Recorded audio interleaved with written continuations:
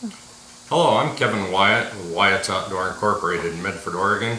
Today we're going to install a CFE 9 magazine box. The CFE 9 is an extended magazine box designed for the Remington 700 long-action receiver. The reason we designed this magazine box and one this long is for customers who want to run like the 338 Edge or a 338 Lapua and then be able to use the 300 grain VLD bullets, which make your cartridge overall length extremely long. This particular magazine box will allow you a 4-inch cartridge length. So in order to install this, we're going to have to mill out the bottom of the receiver as well as mill out the side of the ejection port. We're going to move the ejection port back 1/4 of an inch. I get a lot of questions as to whether this magazine box will fit in the Remington 700 clones. There are a few clones out there that will accept the magazine box. Here in my hand I've got a Stiller receiver, and you'll notice that it has a side bolt stop, or another thing that we call that, or we call it a standing bolt stop. Any receiver that has a standing bolt stop, you need to make sure that that bolt stop is located far enough back in order to accompany this 4-inch magazine box. The only manufacturers that I'm aware of at this point that actually manufacture a receiver to accept that box are Bat Manufacturing and Pierce Engineering.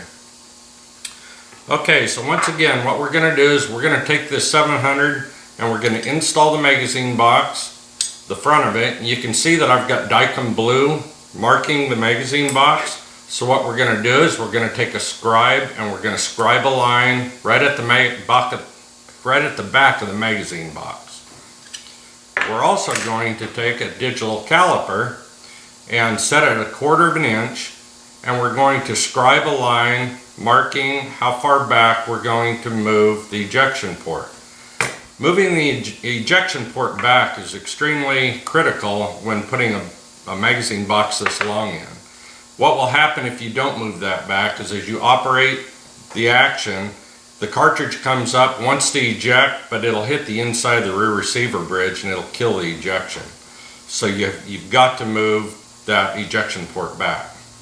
The other thing that you'll want to do when you do this machining is make sure that when you insert the magazine box that it fits all the way down to the bottom of the receiver rail. So what you're doing is you're just removing material and emulating that receiver rail all the way back to your cut. I also get customers that are concerned about the safety issues of taking that much material off of a receiver. You'll notice when we install these extended boxes, all of our extension is to the rear.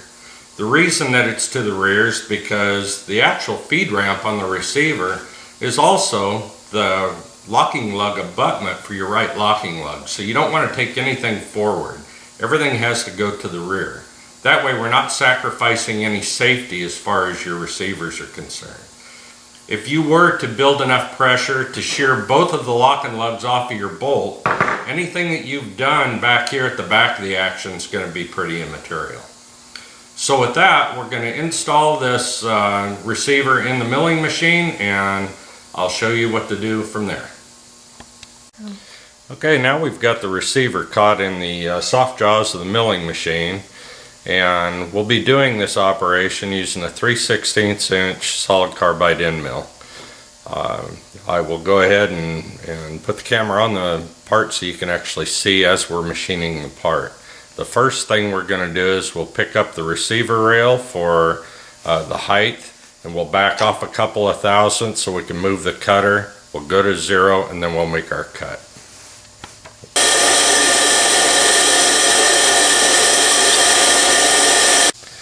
Okay, now that we've finished the machining for the magazine well mortise, you can see where it's been machined right here at the back. And while we had it in the machine, I went ahead and picked up this inside rail and just ran that same measurement all the way back to the cut that we made. And you can test it by putting the magazine box in the well and make sure that it sits flat on the rails. Okay, now that we've moved our part, we're going to cut the ejection port. So we've caught it in the vise soft jaws to where the to where the rail is perpendicular to the cutter. And we'll bring the cutter down, turn the machine on, and machine that ejection port out.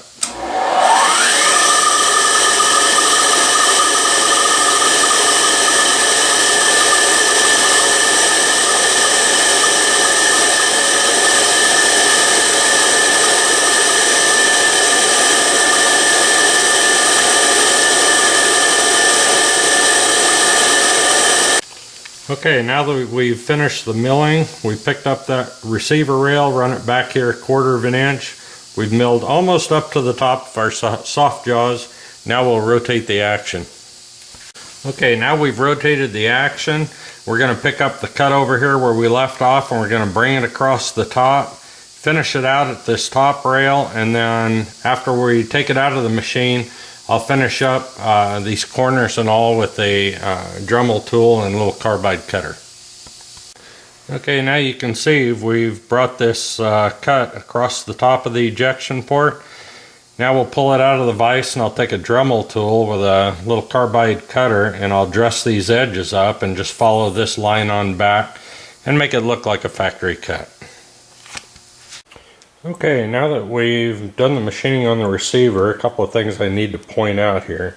If you notice the transition of the receiver rail right here at this point, you want to carry that transition all the way back to the back where you've machined. What that allows is the back of the cartridge case to actually come up a little bit higher to be engaged by the bolt. The other thing you want to make sure is that the opening in between the two receiver rails is wide enough that the cartridge can go all the way up in between those receiver rails, so it doesn't get hung up back here on these back corners.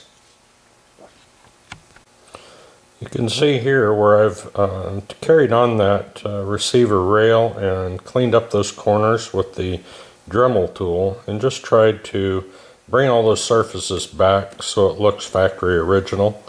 And you'll also see that there's plenty of room there in front of the front mounting screw hole to be able to attach any kind of a mounting rail.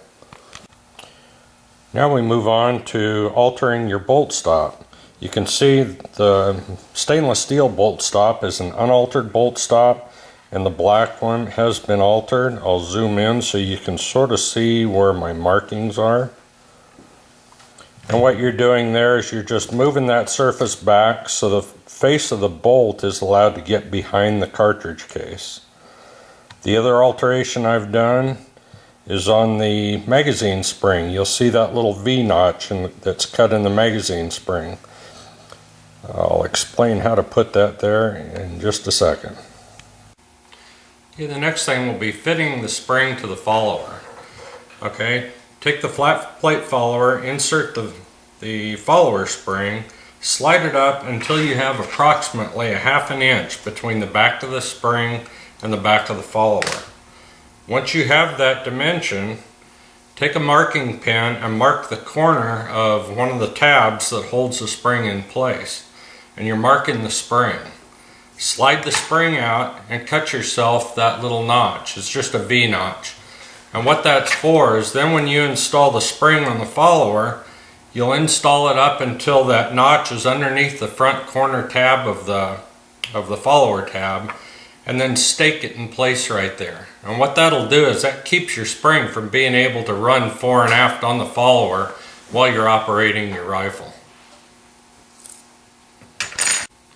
Okay, we've got our spring staked to the follower, or vice versa, the follower staked to the spring, and I've reassembled the action, and now it's time to test it. Our center feed boxes are designed to be loaded either from the top or the bottom. With most of the time when I'm building them here, I like to install them to where they're loaded from the top, and all you have to do is adjust the width of the lips of the magazine box in order to do that.